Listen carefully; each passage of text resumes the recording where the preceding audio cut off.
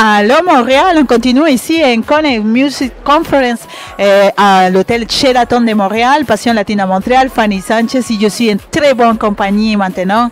Je suis avec Alex Boissel. Alex, il a une grande expérience ici dans le Festival de la Nuit d'Afrique. Comment ça va, Alex, aujourd'hui? Ça va bien, ça va bien. Ben, je suis très content d'être là en ce moment. Montréal, c'est une ville où j'ai presque grandi parce que je suis arrivé ici, j'avais l'âge de 16 ans. Et puis, j'ai fait 15 ans à Montréal. Et puis, je suis le fondateur, l'un des fondateurs du Festival Nuit d'Afrique. Et aujourd'hui, je suis invité pour Connect Music Conference pour parler un peu de ce que je fais. Parce que maintenant, j'habite aux États-Unis depuis plus de 30 ans. Donc, ça se passe bien. Ça se passe très bien. On est allé tantôt pour écouter la conférence. Il a donné plein d'indications à les jeunes qui veulent commencer une carrière artistique ici. Qu'est-ce qu'il faut faire? Comment est-ce qu'il faut contacter le monde ici à Montréal? Et comment est-ce qu'on peut te contacter aussi?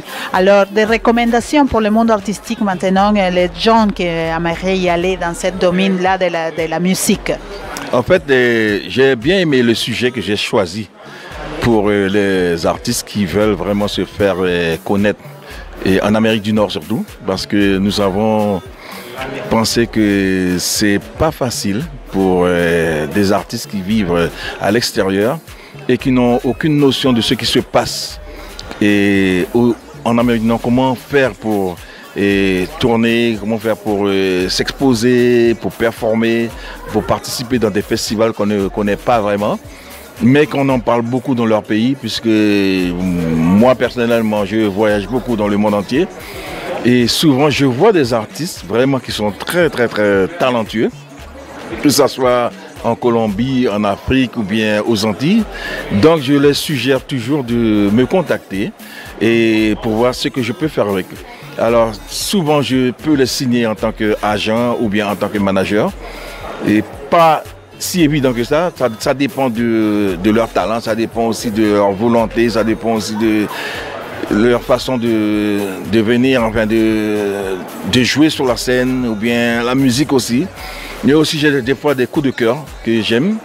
Et je ne peux pas prendre tout le monde, mais en même temps, je vois que si je ne peux pas, je peux aussi en parler à d'autres amis pour voir s'ils peuvent les aider à venir ici.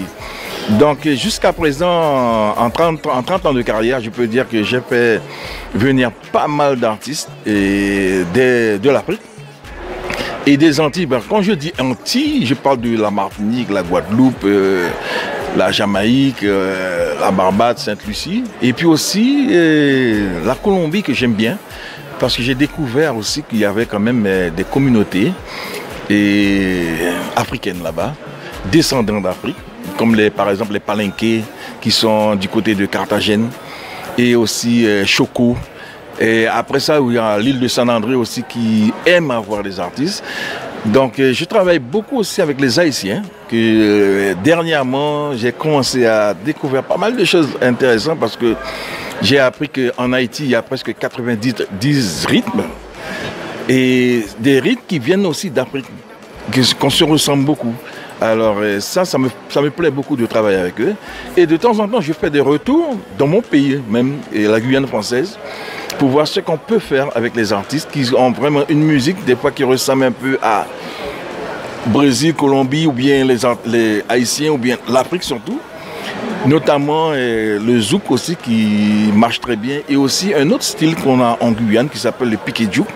C'est une musique qui est jouée spécifiquement durant le carnaval, où chaque samedi, les femmes se déguisent, on ne les reconnaît pas, on ne sait pas qui, et les hommes n'ont pas le droit de leur demander à danser. Wow. Ça s'appelle le touloulou. Alors, chaque samedi, il y a presque au moins 1000 femmes qui sont déguisées, et tu ne sais pas si c'est ta tante, si c'est ta soeur, si c'est ta cousine, et si c'est ta voisine.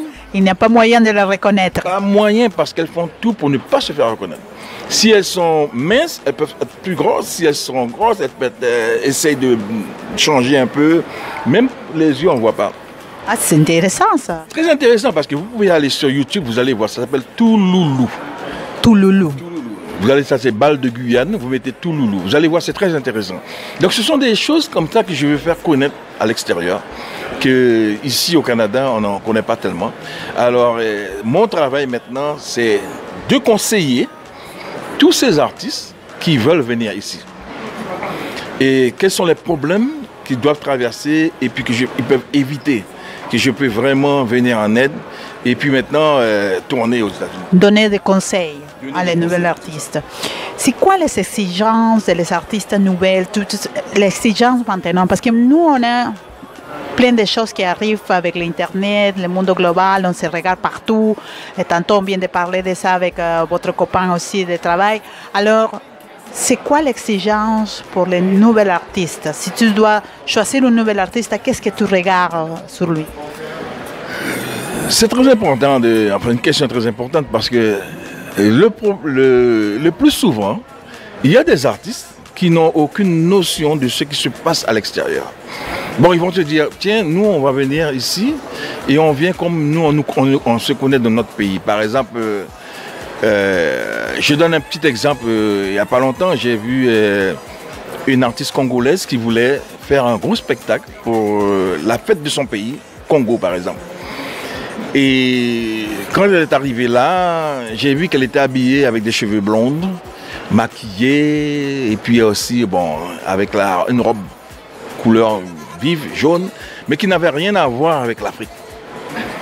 Donc moi, ça m'a déçu, par exemple. Mais je me dis que, franchement, si on doit faire quelque chose pour son pays, il faut vraiment s'identifier à son pays. Donc ça, c'est un détail très important pour moi.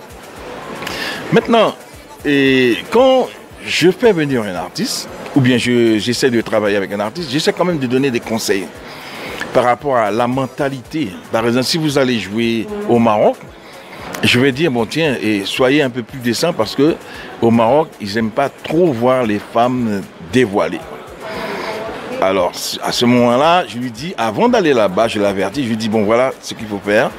Peut-être pantalon, peut-être jupe long, tout ça. Et puis essayer d'être un petit peu plus conservateur, mais un peu sexy en même temps, parce que ça ne dérange pas, mais pas trop découvert.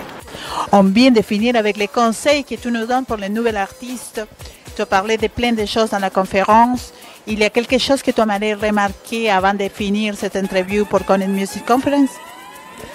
Je crois que c'est très important d'avoir ce type de musique conférence parce que aujourd'hui, il y en a beaucoup, mais des fois, il y en a des détails que les gens n'aiment pas trop en parler.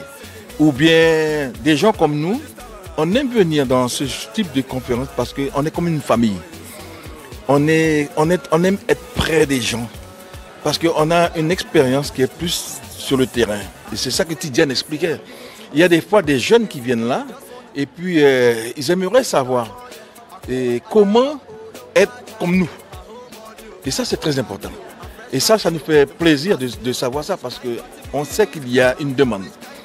Mais souvent, ils sont frustrés, ils veulent réussir, ils ont des artistes, ils développent, ils nous voient faire, mais ils ne savent pas comment réussir. Alors quand on vient dans Connect Music Conference, ça aide beaucoup.